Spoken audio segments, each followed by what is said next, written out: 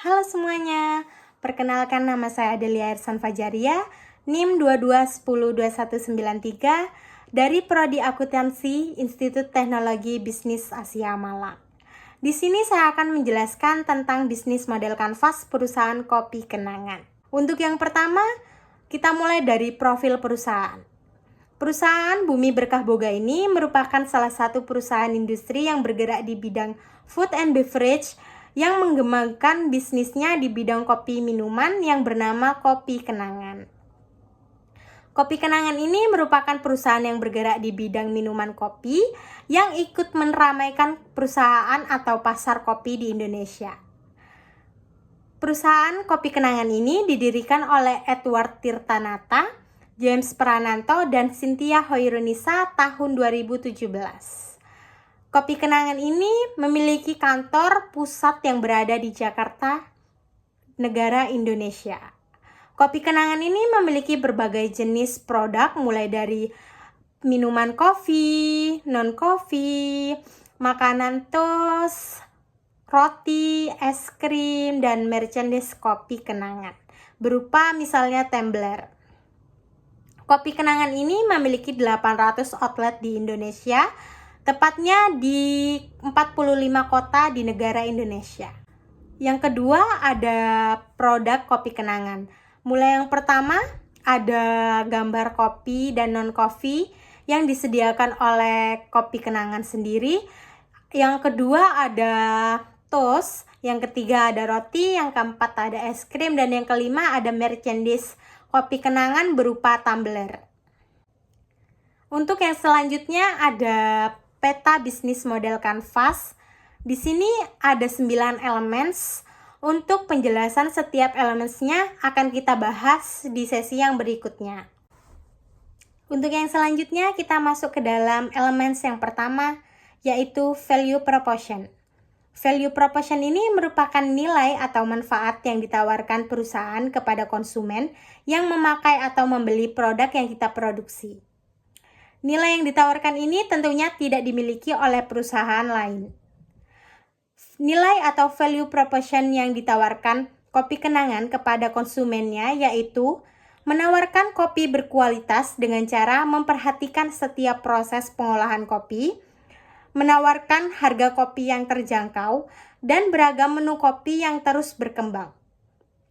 Kopi Kenangan ini selalu memastikan bahwa pelanggan akan menerima rasa kopi yang sama dan konsisten meskipun pelanggan itu membelinya di outlet atau tempat dan store yang berbeda. Yang kedua adalah elemen customer segment. Customer segment ini adalah kelompok yang dituju oleh sebuah perusahaan. Jadi customer segment Kopi Kenangan adalah orang-orang workaholic yang sibuk dengan pekerjaannya dan menyukai konsep kopi ready to go sehingga mudah untuk dibawa dan praktis dibawa kemanapun. Selain itu, Kopi Kenangan ini terletak di kota metropolitan. Jadi mereka menyasar pelanggan yang tinggal di kota-kota besar dengan rentan usia masuk dalam kategori generasi milenial dan generasi Gen Z karena harga kopi yang dipatok tergolong affordable, maka segmen pelanggan mereka juga dari kelas ekonomi menengah ke bawah. Yang ketiga adalah elemen channel. Channel ini adalah bagaimana sebuah perusahaan dapat berkomunikasi dan menjangkau customer segment yang mereka tuju untuk menyampaikan value proposition yang ditawarkan oleh perusahaan.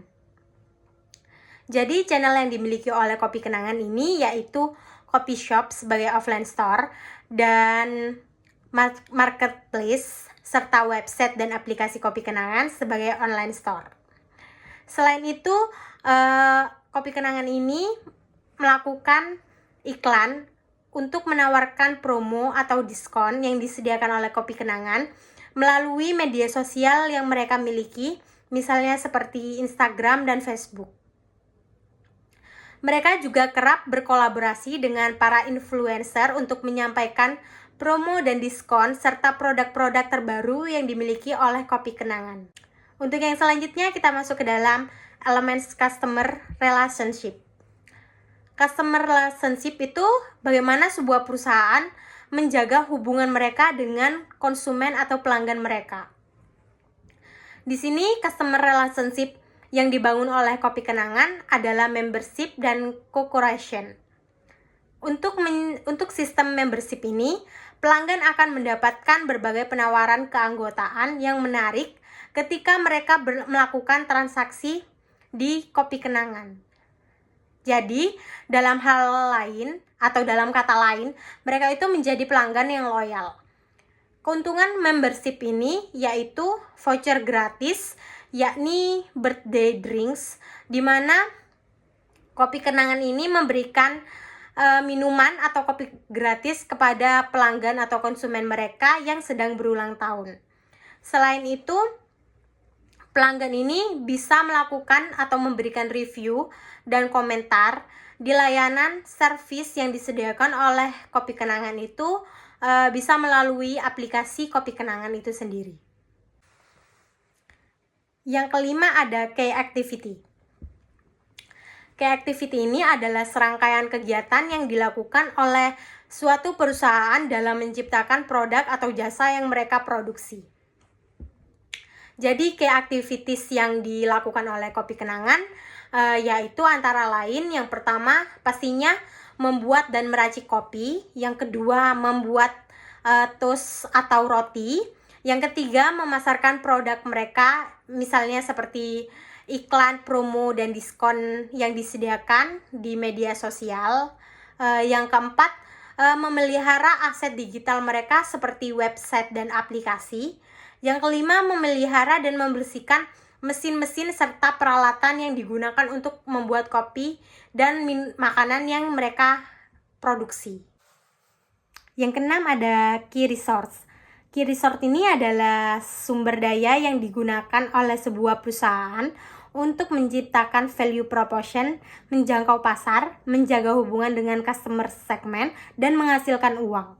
Jadi key resource Kopi Kenangan yaitu terdiri dari beberapa bagian. Yang pertama, people resource, yang terdiri dari sumber daya manusia yang bekerja untuk menciptakan nilai dan menjalankan operasional perusahaan, misalnya barista atau pelayan. Yang kedua ada physical asset, yang terdiri dari bangunan outlet, mesin-mesin kopi, dan peralatan serta perlengkapan lainnya. Yang ketiga ada key intellectual resource, yakni hak paten atas merek Kopi Kenangan. Yang keempat ada digital resource, yang terdiri dari website dan aplikasi Kopi Kenangan. Yang ketujuh ada key partners. Key partner ini adalah kerjasama yang dilakukan Kopi Kenangan dengan pihak lain. Kopi Kenangan ini bekerja sama dengan petani lokal serta produsen gula aren sebagai bentuk support terhadap masyarakat lokal dan bentuk kepercayaan mereka bahwasanya bahan baku lokal ini memiliki kualitas yang baik dan akan menghasilkan cita rasa kopi yang baik juga. Selain itu, Kopi Kenangan ini juga menjalin kerjasama dengan marketplace, supplier bahan baku dan kemasan, serta influencer atau selebgram untuk melakukan kegiatan pemasaran, dan pemilik franchise juga investor. Yang kedelapan ada revenue stream, di mana revenue stream ini adalah penghasilan yang dihasilkan oleh perusahaan. Jadi penghasilan yang dihasilkan oleh perusahaan Kopi Kenangan ini terdiri dari penghasilan dari penjualan minuman kopi, dari penjualan minuman non-kopi, penjualan es krim, penjualan roti, penjualan toast, dan penjualan merchandise seperti tumbler. Untuk yang terakhir, yang kesembilan adalah cost structure. Cost structure ini adalah biaya yang dikeluarkan atau dibutuhkan untuk mengoperasikan suatu bisnis. Jadi, Kopi Kenangan ini menerapkan sistem value driven di mana efisiensi biaya ini tidak menjadi pertimbangan utama. Sasaran utamanya adalah memberikan kepuasan terhadap pelanggan dengan memberikan pelayanan dan produk yang premium. Jadi biaya yang dikeluarkan oleh Kopi Kenangan ini meliputi yang pertama ada biaya tenaga kerja, biaya bahan baku, biaya sewa, biaya listrik, biaya air, biaya pemeliharaan mesin dan peralatan, biaya training pegawai, biaya pengembangan produk, biaya iklan, biaya pemasaran produk, dan biaya pengembangan aplikasi. Mungkin sekian penjelasan dari saya mengenai bisnis model kanvas perusahaan Kopi Kenangan. Kurang lebihnya mohon maaf. Terima kasih.